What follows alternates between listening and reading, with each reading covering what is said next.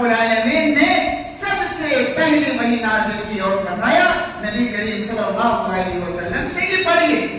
اللہ تعالیٰ کا ارشاد ہے, اللہ تعالیٰ فرماتا ہے اقرأ بسم ربک الذی خلق. اے نبی اب آپ کا انتخاب ہو چکا ہے,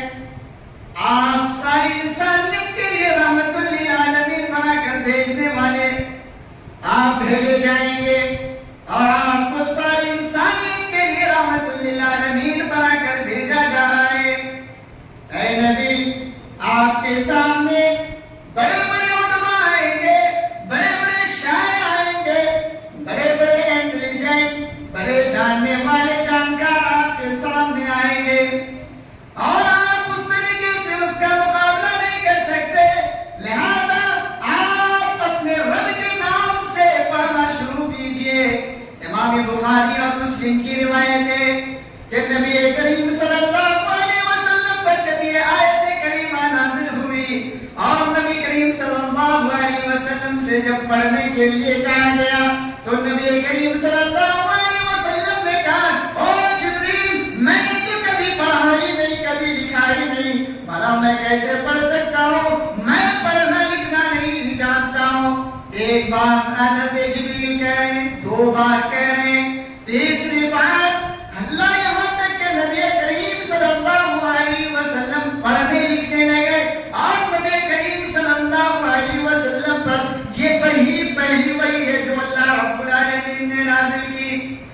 اگر ہمارے پاس علم نہیں ہے, اگر ہمارے پاس ایجوکیشن نہیں ہے, اگر ہمارے پاس تعلیم نہیں ہے, تو نہ ہم اپنے رب کو پہچان سکتے ہیں, نہ رب کی تعلیمات کو جان سکتے ہیں. رب ہم سے کیا چاہتا ہے, اللہ کا کیا فرمان ہے, جناب محمد رسول اللہ صلی اللہ علیہ وسلم ہم سے اور آپ سے کیا مطالبہ کر رہے ہیں.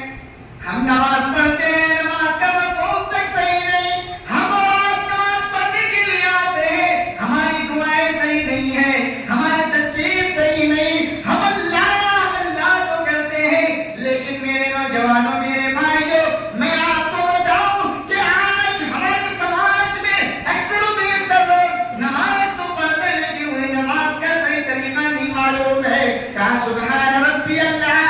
کہیں گے یا سبحان ربی العظیم کہیں گے, اس کا معنی کیا ہے, اس کا مفہوم کیا ہے, آپ کو اسی وقت معلوم ہوگا جب آپ کے پاس علم ہوگا, جب آپ کے پاس جانکاری ہوگی, جب آپ کے پاس معرفت ہوگی. اسی لیے اللہ تعالیٰ نے نبی کریم صلی اللہ علیہ وسلم سے خطاب کرتے ہوئے اللہ نے کہا اقرأ بسم ربک الذی خلق. اور نبی آپ اپنے رب کے نام کو لے کر پڑھیے,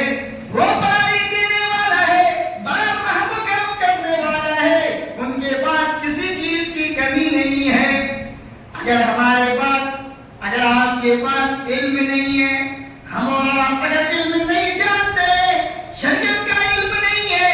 یہ کتاب کا علم نہیں ہے, تو یہ یاد رہے ہم ہمیشہ ذلت کی زندگی گزاریں گے. یہ یاد رہے کبھی ہم ترقی نہیں کر سکتے. یہ یاد رہے جس قوم نے علم کی قدر کی ہے, جس قوم نے علم کو سمجھا ہے, جس قوم نے سوکھی روٹی کھائی ہے اور اپنے آل اولاد کو, اپنے بال بچوں کو مدارس کی طرف بھیجا ہے, مدارس میں انہیں دیا ہے, اور وہ پڑھ رہے لکھ رہے, لکھ کر کے ایک بڑے انجینئر بنتے ہیں, ڈاکٹر بنتے ہیں. اسی سے آپ دیکھیں کوئی پائلٹ بنتا ہے, اسی سے آپ دیکھیں کہ کوئی قاضی بنتا ہے, آپ دیکھیں اسی سے کوئی امام بنتا ہے. آج یہی وجہ ہے جن کے پاس علم ہے, جن کے پاس ایجوکیشن ہے, جن کے پاس تعلیم ہے, آج وہ ساری دنیا پر راج کر رہا ہے. آج ایک چھوٹا سا ملک, ہم آپ جانتے ہیں اسرائیل کے لوگ سے, جنہیں اللہ رب العالمین نے اشد الناس عداوۃ فی ہذہ الارض, یعنی سرزمین پہ اگر مسلمانوں کا کوئی اگر دشمن ہے تو وہ یہودی ہے, جس کے بارے میں اللہ رب العالمین نے ہمیں اور آپ کو آگاہ کر دیا. یا ایھا الذین آمنوا لا تتخذوا, یا ایھا الذین آمنوا لا تتخذوا اليہود والنصارى اولیاء. اے مومنوں, اے ایمان لانے والے, یہودیوں کو, نصارہ کو کبھی بھی تم اپنا دوست نہ بنانا, اپنا یار نہ شریعت اسلامیہ کی بات کو انہیں نہ بتانا، اپنے راز کی باتیں نہ بتانا، کیونکہ یہ تمہارے دشمن ہے، یہ اللہ کا بھی دشمن ہے، یہ تمہارا بھی دشمن ہے، یہ سماج کا بھی دشمن ہے۔ آج وہ یہودی جنہیں ان کے پاس کوئی حیثیت نہیں تھی، آج پوری دنیا پر وہ راج کر رہا ہے۔